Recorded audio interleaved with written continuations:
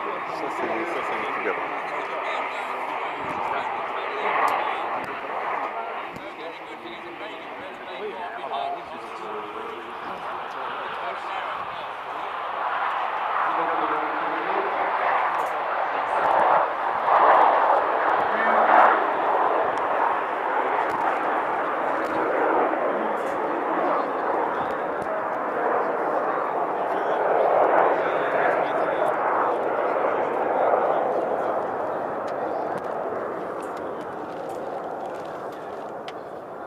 Cap dans la commune. Pas d'autre.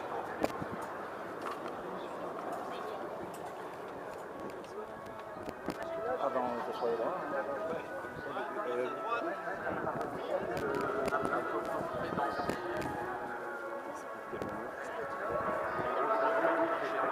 C'est parce que moi-même, un jeune arrive avec eux.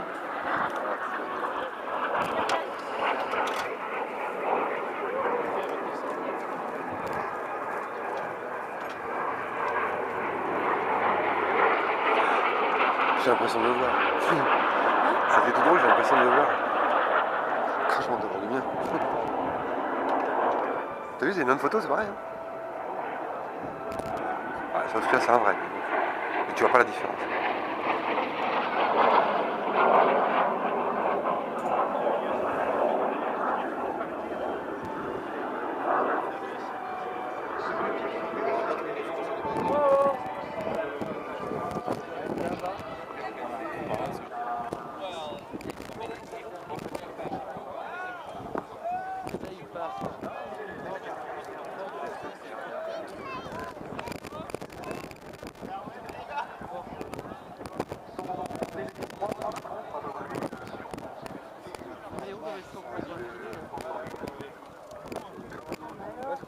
C'est la roulette qui est pas dans le bon sens.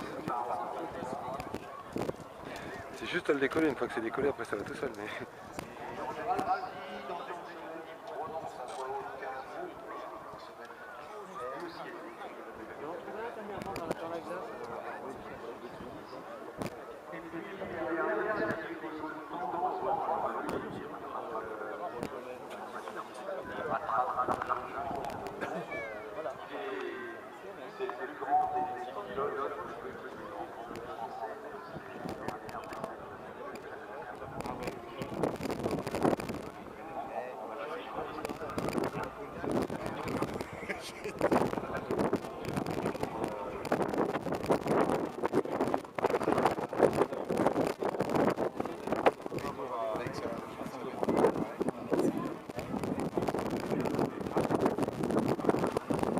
Ah bah oui, d'accord. Je comprends. Ah ben, je serai là.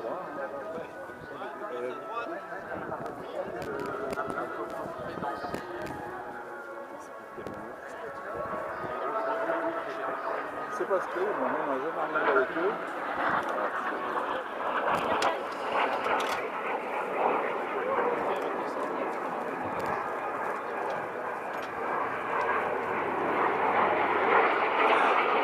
J'ai l'impression de le voir. C'était tout drôle, j'ai l'impression de le voir. Crachement devant le mien. T'as vu, c'est une bonne photo, c'est pareil. Hein, ouais, ça, en tout cas, c'est un vrai. Mais tu vois pas la différence.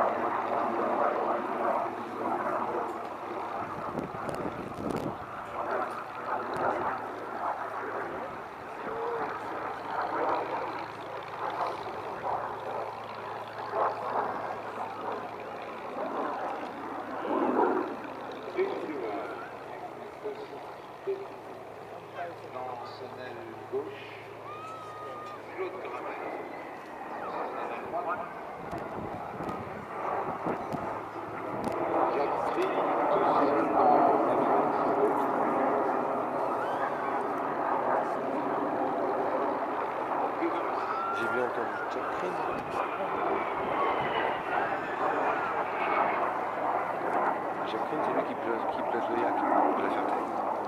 C'est celui qui a les fameuses moustaches.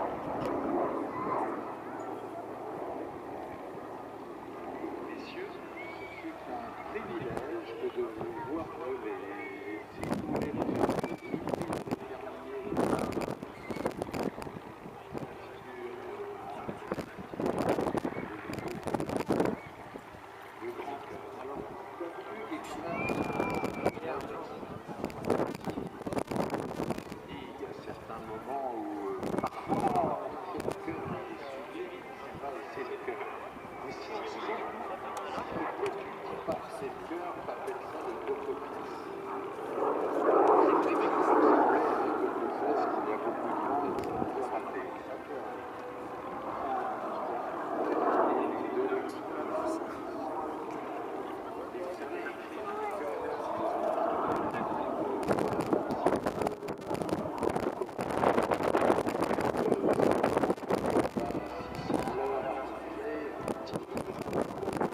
God.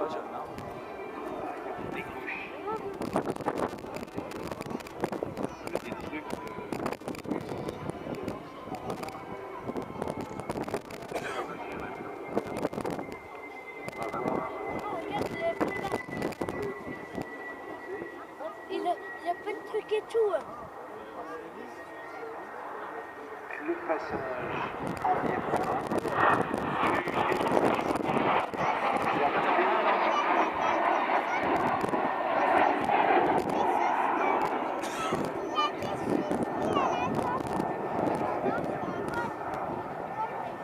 Démarrage. Doucement, parce qu'il y a un monsieur qui filme à côté.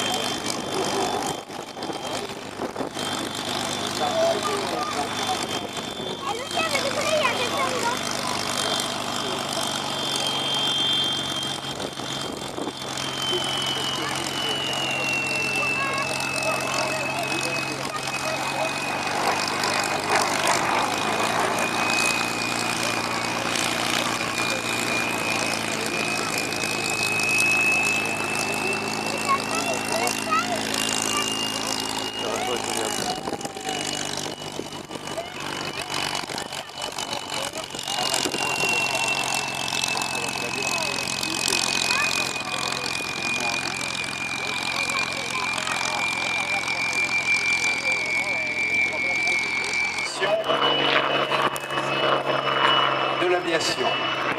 Et l'aviation allemande en 1940 était de loin la première aviation militaire du monde, avec en particulier chasse qui était extrêmement bien outillée à la fois en matériel et en hommes. Une chasse qui avait été mise au point dans cette espèce de laboratoire qu'avait constitué la guerre d'Espagne, où la Luftwaffe avait fait ses gammes et un certain nombre de pilotes étaient devenus de véritables experts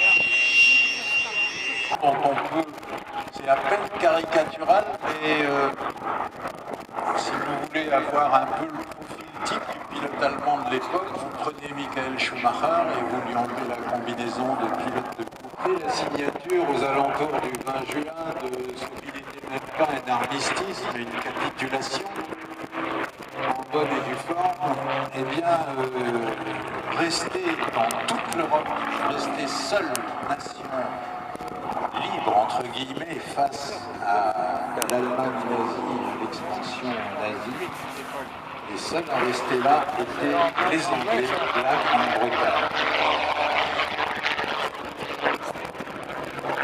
Les Allemands n'avaient pas fait mystère de leur stratégie concernant la Grande-Bretagne. Il allait falloir acquérir la suprématie aérienne au-dessus de l'Angleterre.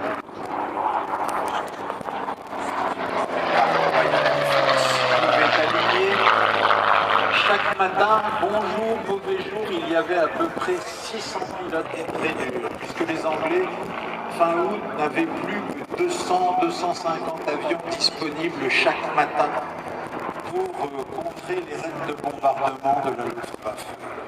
Les avions anglais, il y a un miracle là qui s'est quand même produit. Les Anglais avaient principalement comme avions de chasse des Hurricanes, qui étaient des chasseurs un peu bossus, avec des ailes assez épaisses, des beaux avions, mais des avions un peu dépassés en performance par le fluide et dangereux Messerschmitt 109. Mais les Anglais avaient aussi, Dieu soit loué, le Spitfire. Et là, dans le ciel, vous avez une évocation de ce que pouvait être le ciel du sud de la Grande-Bretagne durant l'été 40 avec un Messerschmitt 109 et un Spitfire se poursuivant. La grande différence, c'est qu'à l'époque, quand on levait les yeux au ciel et qu'il faisait un temps comme aujourd'hui, donc un temps propice au bombardement sur le sud de l'Angleterre, dans le ciel, les Allemands arrivaient avec 600, 700 avions à la fois, et les Anglais pouvaient mettre en l'air 150, 200 avions au maximum. Et vous prenez ça, là, et vous le multipliez par 200, et vous avez à peu près une idée de ce à quoi ressemblait le ciel au-dessus de Leeds ou de Brighton. durant l'été 40. Le Spitfire est vite et ses pilotes devinrent, dans l'imaginaire collectif britannique, devinrent les chevaliers de la table ronde moderne. Ils étaient 600 face à 3500. Tous les jours, bon jour, mauvais jour, il y en avait 25 ou 30 qui quittaient ce monde, qui étaient abattus et qui étaient remplacés dès le lendemain matin par d'autres. Sur la fin de la bataille d'Angleterre, on a même vu des gamins monter dans des Spitfire avec seulement 5 heures ou 6 heures de vol aux commandes de ces avions. Ces gamins faisaient tout ça à raison de 4 ou 5 missions par jour.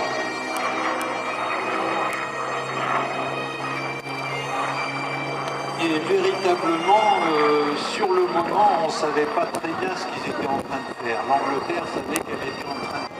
On a du mal à penser que c'était sérieux, qu'on pouvait, qu'un politicien de ce calibre pouvait employer un tel langage et user d'une telle violence et d'une telle arme. Mais c'est la violence à l'arme. Et à ce que les Anglais appellent le fighting spirit. Que finalement l'histoire s'est pas écrite.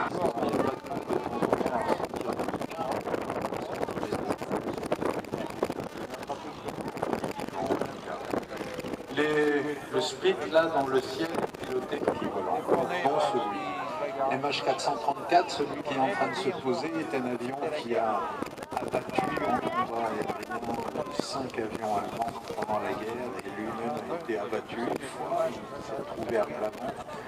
Il a été récupéré, il a été estimé réparable, il a été réparé et donc cet avion vole encore 70 ans après, ce qui est quand même étonnant. Et le Messerschmitt 109, vous le rappelez, au poste de secours. Merci. Ouais. Grande histoire, grande histoire. 70 ans plus tard, le monde a changé considérablement. C'est pas pour autant un monde dénué de tout danger. C'est ici, là et ailleurs, il y a on va appeler ça des points d'infection si on fait le parallèle avec ce qui se passait il y a 70 ans. Là, c'était une vraie grosse guerre. Aujourd'hui, on a des fronts ici et là.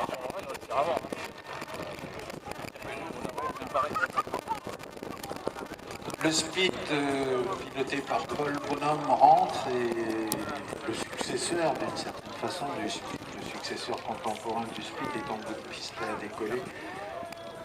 Juste le temps que je vous dise que le tirage du jeu concours organisé par la société d'exploitation des aéroports de Rennes et de Dinard aura lieu dans pas longtemps et vous pourrez gagner, si vous passez au stand numéro 31 et vous déremplissez les bulletins de jeu, vous pourrez gagner un aller-retour sur Rennes-Southampton offert par Flappy, la société britannique qui exploite la ligne ici.